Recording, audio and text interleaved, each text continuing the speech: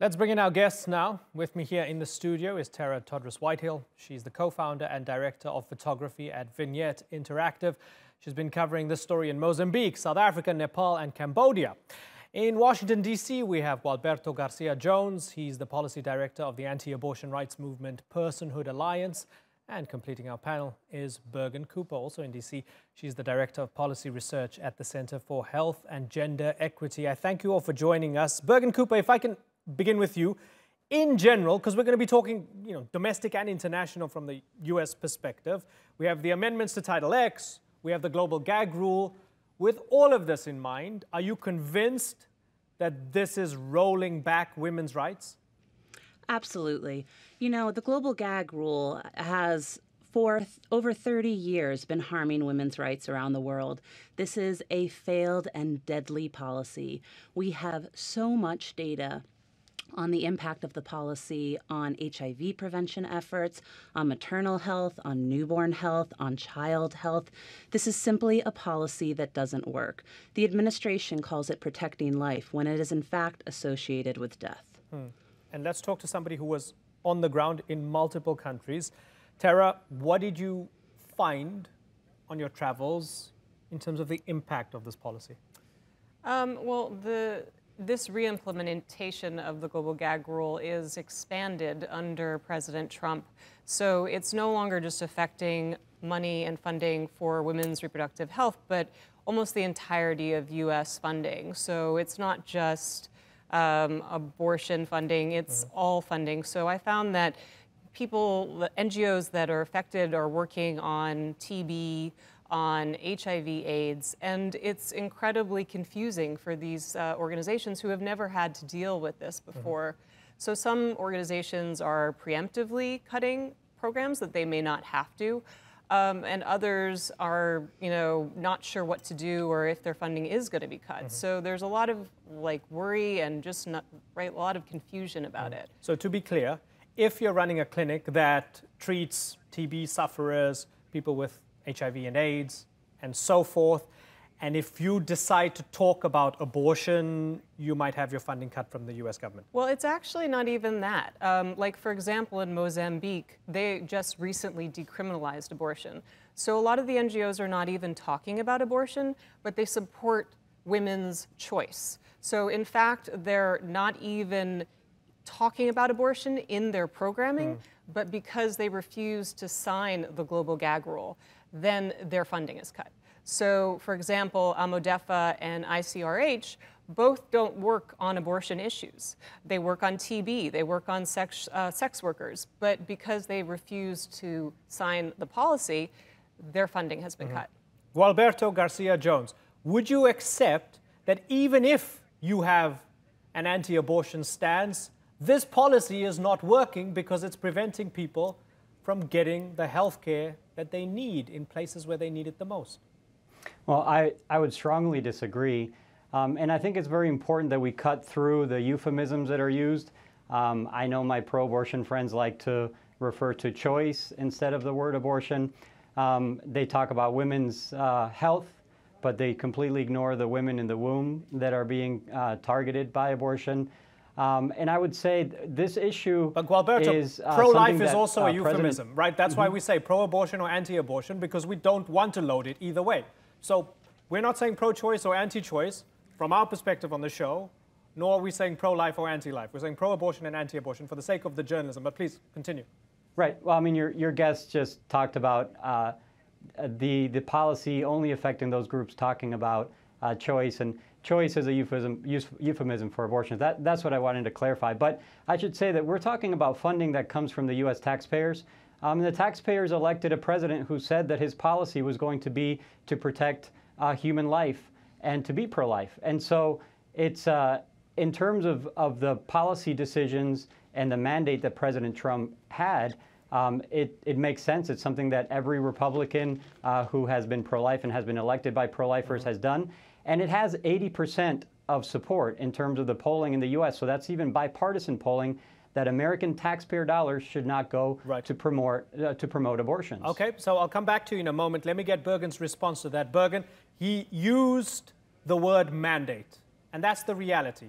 Trump was elected to office. He made certain promises.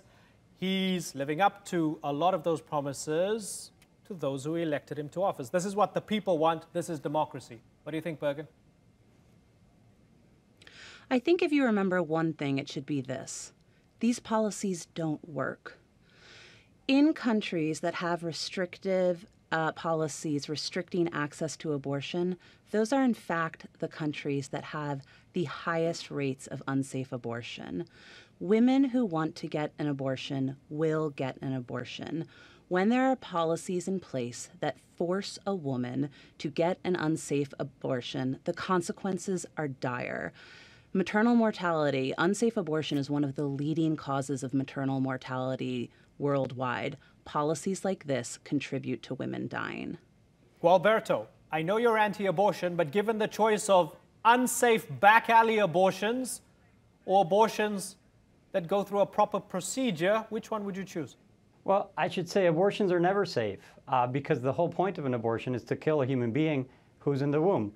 And so I think, again, I would disagree with the premise, but I would also disagree with the facts.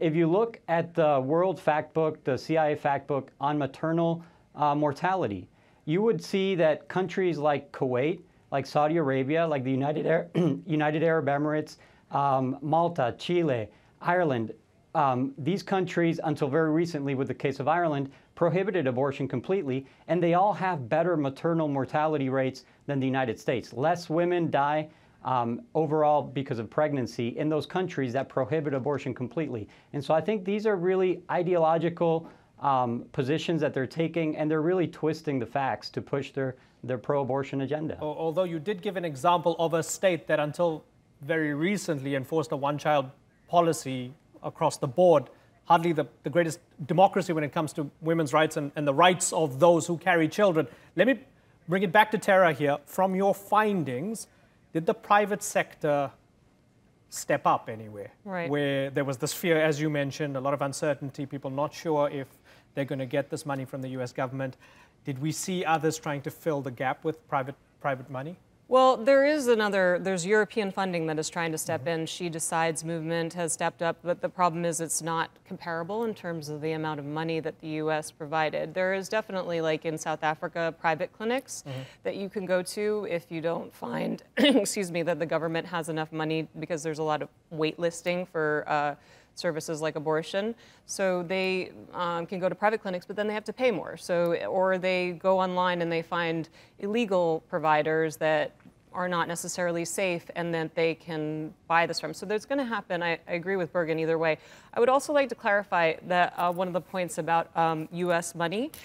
U.S. money has never gone to finance abortion at all. The 1973 Helms Amendment said that no U.S. money will ever go to abortion-related services. So any money that comes from the U.S. forever has never financed those. It's only that they were able to take other people's money, other governments' money, other NGOs' money that could then also do those services, which is what the Mexico City policy is now stopping. And something that's happening both in the US and outside of the US, as far as I understand, correct me if I'm wrong, Tara, you stop getting federal funding if you do abortions under the same roof as other federally funded services that are provided to people. Well, I think that's what Trump is now trying to do. This is the news of the day, that he's doing this and trying to separate that.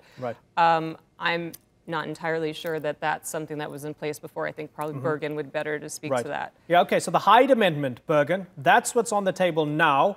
So as far as I understand, the gag rule can't apply in the US, even though Trump tried to implement it.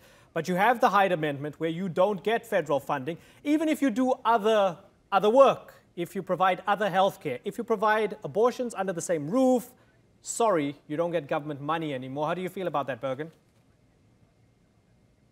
Yeah, and the international equivalent to the Hyde Amendment is called the Helms Amendment, and it has been in place for quite some time. And I think what is important to remember about the global gag rule, both internationally and domestically, is that it doesn't work. It is ineffective. Like Tara, I spent a number of weeks in Mozambique and Zimbabwe this year looking at the impact of the policy. In just 1 year, it has contributed to the shuttering of HIV clinics. It has stopped services in rural populations where those people need the services the most and don't have access to other health services. It has stopped one of the most impressive and successful HIV prevention programs that exist today in certain areas of both countries. We talk so much about abortion on this programming, but I think it's important to remember that this policy extends to all of global health. We have seen the impact of this policy around the world, and it is just unconscionable to think that it would come to the United States. So, Gualberto, let me ask you a question from a different direction here. If we're getting the experts on the ground who are not ideologically promoting abortion, they're saying it doesn't work. People are dying. People are not getting their health care, right? That's what they're saying. They're saying they have empirical evidence from the ground that this is not working no matter what the intentions are. And if I give you a quote from Marjorie Dannenfelser, the president of the Susan B. Anthony list, right? She says, "We thank President Trump for taking action to disentangle taxpayers from the abortion business." But the second part of this is the most interesting to me. Have a little listen, Gualberto. She says, "This is a major victory which will energize the grassroots as we head into the critical midterm elections." So, Gualberto, on the one hand, you have the people on the ground saying it's not working. On the other hand, basically Marjorie's basically saying this is all about politics. This is all about getting more Republican votes ahead of the midterms. Wouldn't you concede that? Well, I would concede that everything that the president and that Congress and the government in general does is political. And so, yes, I would concede that. But I would also dispute the idea that the people on the ground that you have on the show are not ideological.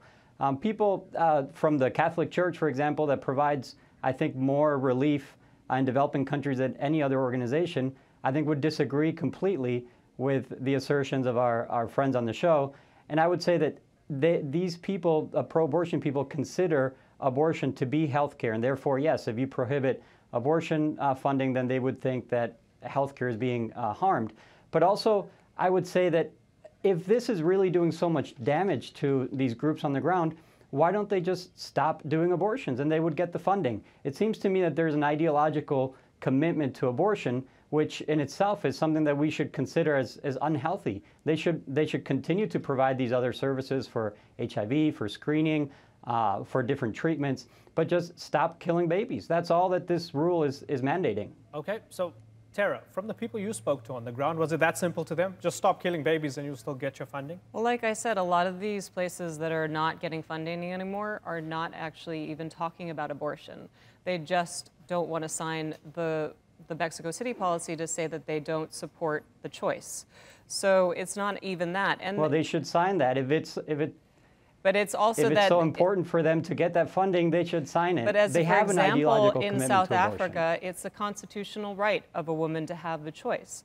So it goes against the constitution in South Africa to take away that choice. So it's a dilemma that a lot of people are dealing with as an NGOs that they haven't actually ever had to deal with before. So it's something that they're trying to deal with, but in the meantime is creating a lot of confusion. And also because South Africa is not really helping to promote women's health and rights in the same way. They really are, it's not as easy for them there. So it's very hard to have a clear stance as to what to do. Bergen, what would you advise the Trump administration if they pulled you into the room and they said, okay, we don't agree with you, we consider you, I don't know, a lefty who we don't like, but give us some advice on how to make this better? What would you say? I would absolutely tell them that the data show that this policy is associated with an increase in abortion. If your goal truly is to reduce the numbers of abortion, then this policy is not the way to do it. We have data from sub-Saharan Africa, from Latin America, and from the Caribbean. Around the world, this policy does not work. The best thing that the administration can do for women's health is invest in it. Invest in contraceptive services, invest in HIV prevention, invest in nutrition, invest in the prevention of gender-based violence, and do that without the restriction of what a person can say or not say in the conversation between a patient and a provider. This is the government standing between a patient and a provider. It is completely ineffective. Gualberto, very finally, at the very least, would you accept that it's unhealthy to have a rule that you can't even talk about things? Because surely within the darkness of ignorance, things only get worse. I'm sorry, but I would not. I think talking about murder as an option is not a good thing, and the government should most definitely prohibit it. And let me just mention quickly one example. Chile is a very interesting example that disputes the assertions made about abortion being necessary for women's health. And that is, Chile prohibited abortion in 1989. Their maternal health skyrocketed after that point. It wasn't necessarily because they prohibited abortion, but it was because they implemented better education, better sanitation, better prenatal care. And so those things are the things that really get rid of maternal mortality and improve maternal health, not abortion. And so we should focus our money and our efforts on that and not on promoting the killing of unborn children. Okay, unfortunately, I've got to move on. But it's been really interesting talking to all of you, getting your expertise and perspectives. Tara Todras-Whitehill, Gualberto Garcia Jones, and Bergen Cooper, thanks for joining us here on the Newsmakers.